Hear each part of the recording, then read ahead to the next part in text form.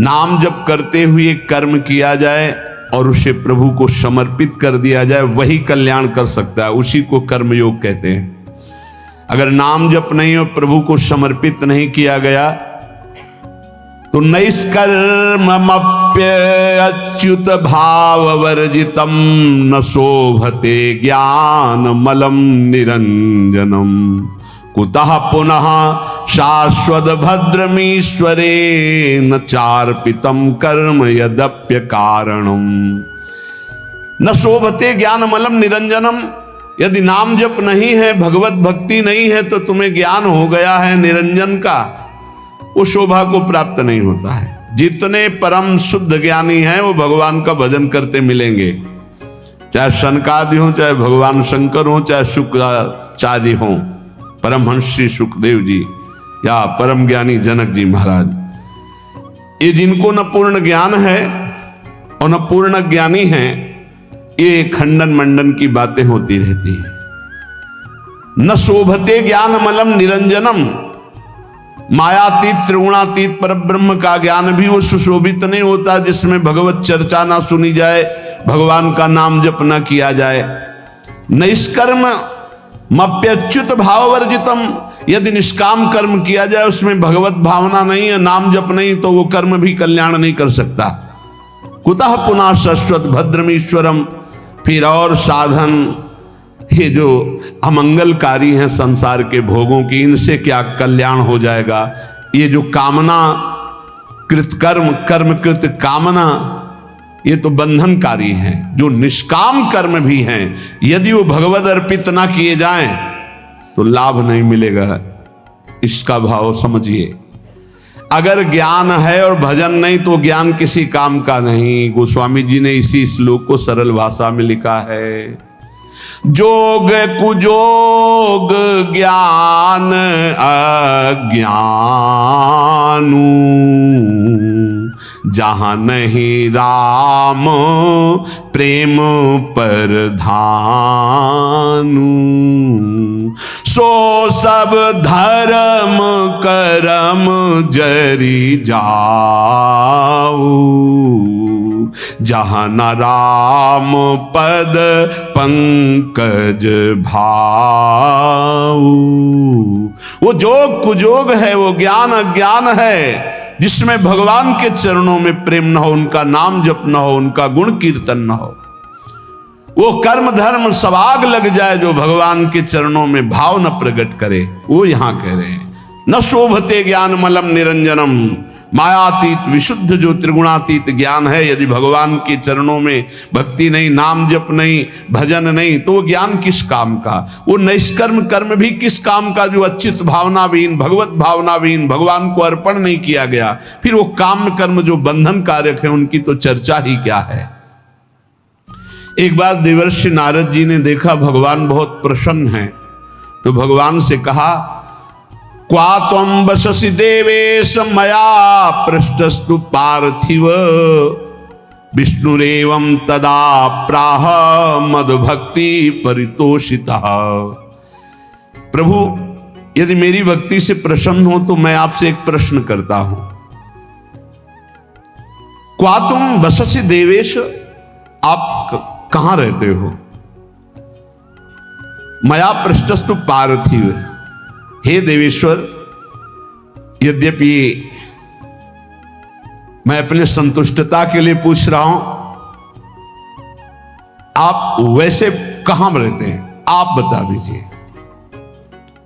भगवान ने कहा, ना हम बसामि वैकुंठे योगी नाम हृदय न वै, मद्भक्ता यत्र गायन्ति तत्र तिष्ठामि नारद, तेषां पूजादिकं गंध पुष्पाद्यैः क्रियते नरैः, तेन प्रीतिं परां यामि न तथा मत् प्रपूजनात्। मत् पुराण कथां श्रुत्वा मद्भक्तानां च गायनं, निन्दन्ति ये नरा मूढ़ास्ते मद्वेष्या भवन्ति। हे नारद, न मैं बैकुंठ में रहता हूं और न योगियों के हृदय में रहता हूं, ये मेरे प्रसिद्ध स्थान बताए गए हैं रहने के, पर मैं यहां नहीं रहता। मैं वहीं रहता हूं जहां मेरा भक्त नाम का कीर्तन करता, मेरी चर्चा करता, मेरे गुणों का गान करता है। यदि मनुष्य गंध पुष्पादि के द्वारा मेरे भक्तों का पूजन करते हैं तो मुझे इतनी प्रसन्नता होती है कि जो एक मेरी पूजा करे तो मैं उतना प्रसन्न नहीं होता जितना मैं अपने भक्त के पूजन से होता हूं। वो मूर्ख जो मेरी चर्चा करने वालों का, मेरे नाम कीर्तन करने वालों की निंदा करते हुए मेरे द्वेष के पात्र नहीं जानते कि जहां मेरी चर्चा होती है, नाम गुण कीर्तन होता है, वहीं मैं वास करता हूं। मद भक्ता यत्र गायन्ति तत्र तिष्ठामि नारदः। नारद जी ने पूछा, प्रभु किसकी मां धन्य है, किसकी जन्मभूमि धन्य है और किसका कुल धन्य है? मां धन्यवाद की पात्र कौन है?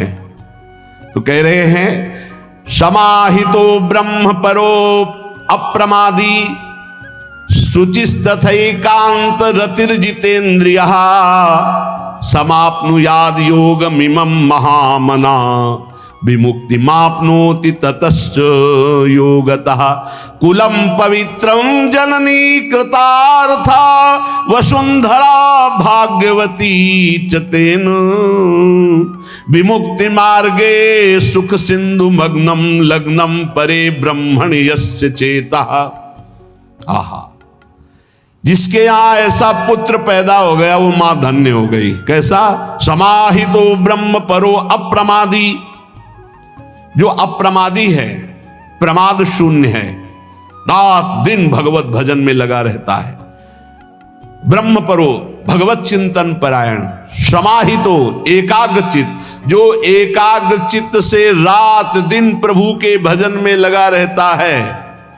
शुचि पवित्र शरीर से मन से, तथा एकांत एकांत चिंतन करने वाला, और जितेंद्रिय जो अपनी इंद्रियों को वश में कर लिया है। समाप्नुयाद योग मिमम महामना, जो मेरे ऐसे योग को प्राप्त हो गया। योग तेसाम सततयुक्ता नाम भजताम प्रीतिपूर्वकम ददामि बुद्धि योगम तम येन मामुपयान्ति ते। जो निरंतर भजन करता है उससे बड़ा कोई योगी नहीं। सबसे बड़ा वो योगी वही जो समाहित चित्त एकाग्र चित्त होकर के निरंतर भगवत चिंतन में रात दिन डूबा रहता है। ऐसा जो मेरा भक्त है तो कुलम पवित्रम, उसका कुल पवित्र हो गया। सो कुल धन्य उमा सुन जगत पूज्य सुपनीत, संपूर्ण जगत का बंदनी कुल हो गया जिसके यहां ऐसा बेटा पैदा हुआ जो रात दिन भजन करने वाला। कुलम पवित्रम, कुल का कुल पवित्र। जननी कृतार था, वो मां कहलाने योग्य है। जिसके ऐसा बेटा पैदा हुआ वो कृतार्थ है। श्री सेवक जी महाराज के नाम प्रसंग कहत उपदेश, जाया धर्म धन्य सो देश। धन्य सुकुल जेहि जन्म भयो, धन्य सुतात धन्य सो माए। संतत सकल सुनहु चित लाए, श्री हरिवंश प्रताप जस। वो देश धन्य, वो कुल धन्य, वो माता धन्य, वो पिता धन्य जिसके यहाँ नाम जापक प्रकट हो गया।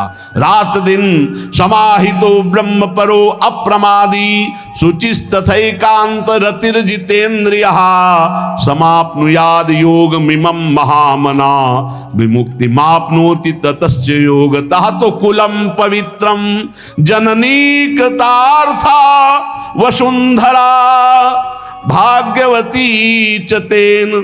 धन्य है वो भूमि, तीर्थ हो जाता है जहां भक्त प्रकट होता है, वो भूमि बंदनी हो जाती है। भगवान शंकर जी एक बार एक जगह प्रणाम कर रहे थे तो पार्वती ने पूछा ये कौन सा तीर्थ स्थल है? तो उनका तीर्थ स्थल नहीं है, 1 सहस्त्र वर्ष बाद यहां एक भक्त पैदा होगा, 1000 वर्ष बाद, इसलिए मैं इस भूमि को प्रणाम करता हूं कि यहां एक महाभागवत प्रकट होगा। जिस भूमि में भागवत प्रकट होना है तो परम वैष्णवाचार्य भगवान शिव उस भूमि को नमन करते हैं। जो हरि का भजन करने वाले भगवान शंकर बहुत प्यार करते हैं उनको। मार्कंडे जी को बुलाए, भगवान शिव पार्वती दर्शन देने गए तो उन्होंने पूछा कभी ध्यान नहीं किया आपका, कभी बुलाया नहीं, आप क्यों आए प्रभु? तो तो उनका जो मेरे हरि का भजन करता है उस पर मैं बहुत द्रवित होता हूँ और